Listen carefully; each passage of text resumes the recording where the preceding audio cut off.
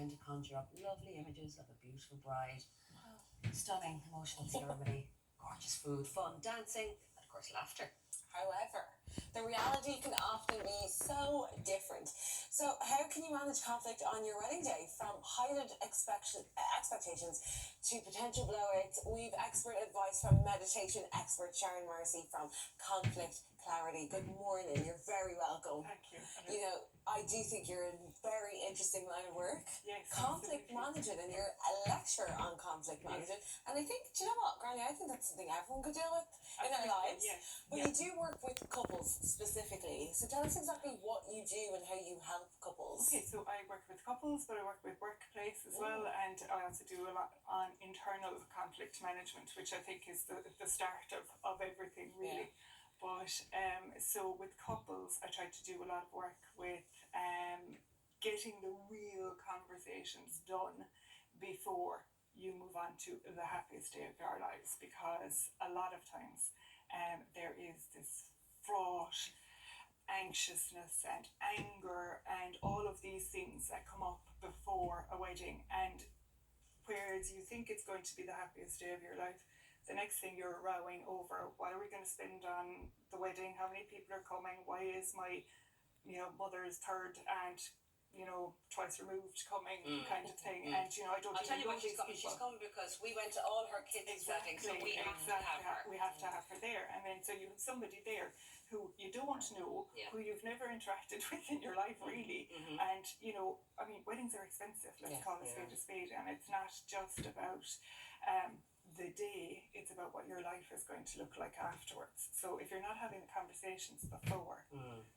What's going to happen then? So let's think about the day, because we said it earlier, wedding season is coming. Yes. It's starting. Yeah, and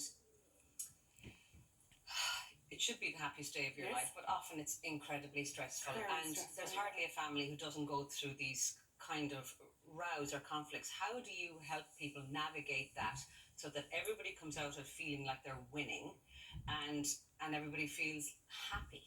Okay, so mediation skills do that. Okay, so I suppose the first thing to understand and realise is that we have control ourselves in how to manage a conflict.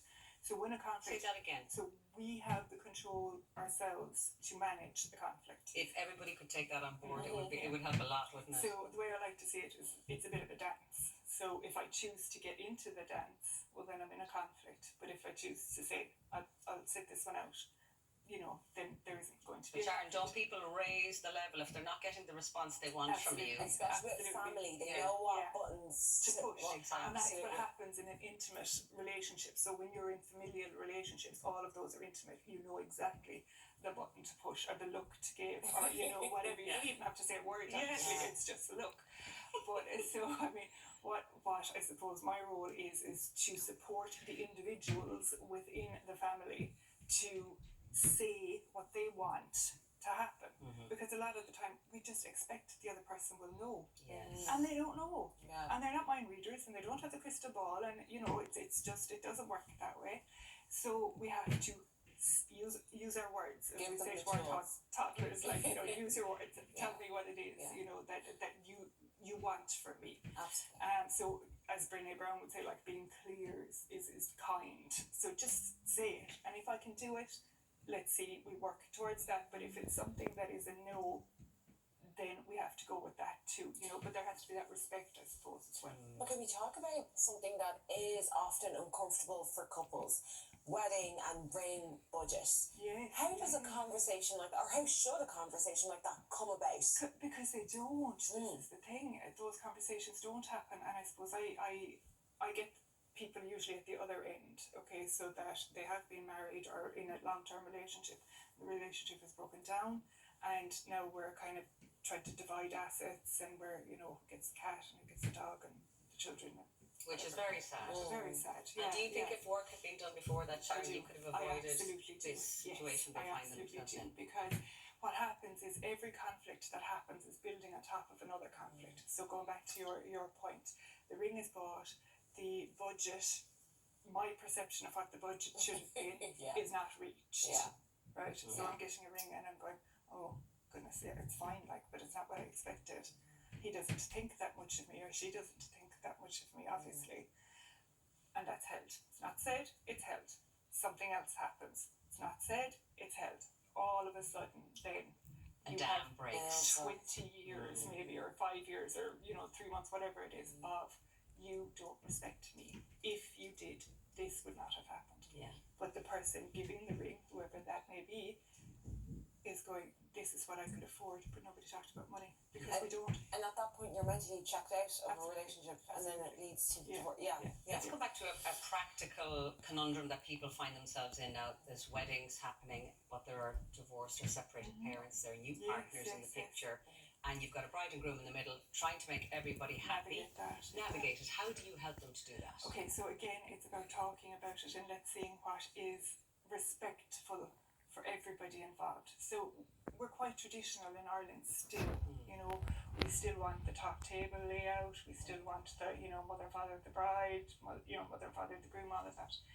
But I suppose if mother and father of either or are, not together and have new partners, well then that you really have to have a conversation around that. Because if it was an acrimonious relationship breakdown, do you want to be sat beside that person for, or not beside them? I know you wouldn't be technically beside them, but so you have to be realistic. Oh, absolutely. And I mean, just even when it comes to the, who says there should be a top table? Okay, I mean, I didn't have a top table. Yeah, myself.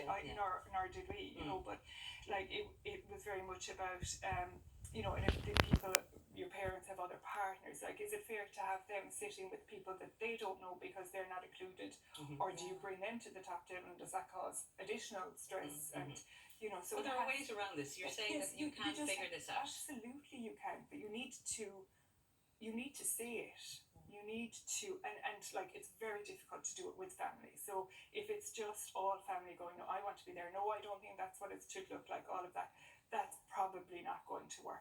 So it is about getting somebody like myself who is not attached to any of the outcomes to break that down, to mediate it, to absolutely mediate it. And let's say, speaking of like broken relationships, divorced or separated parents, when it comes to walking the bride down the aisle, is that something that's quite tricky? It can be if you don't talk about it. So there's the expectation that the father walks the bride down the aisle.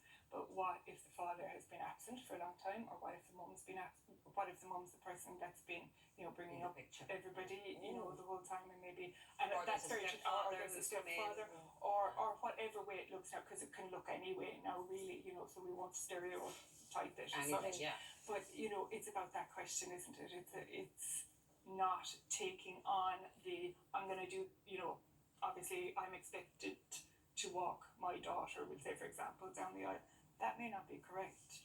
And then, so it's up, who is it up to say, actually, I'm going to do it myself, I'm going to get my brother, or I'm whatever. Both of you are going to do it, or none of you are, or everybody is coming, whatever. But it's about having. There's no right or wrong. No, it has to be for you. Everything in mediation is self-determining, so there is no one answer fits all. Everything is self-determining. Oh, that is so lovely and stress relieving when you hear that. It is, but it's about sitting and having those conversations. That's what it is. Well, I've learned a lot. I'll say that. I'll be taking mental notes in the future. Thank you so much, Sharon. It's a pleasure talking to you. Now, if you're looking for some more advice from Sharon, head over to conflictclarity.ie. Very, very, very handy. After the break, we're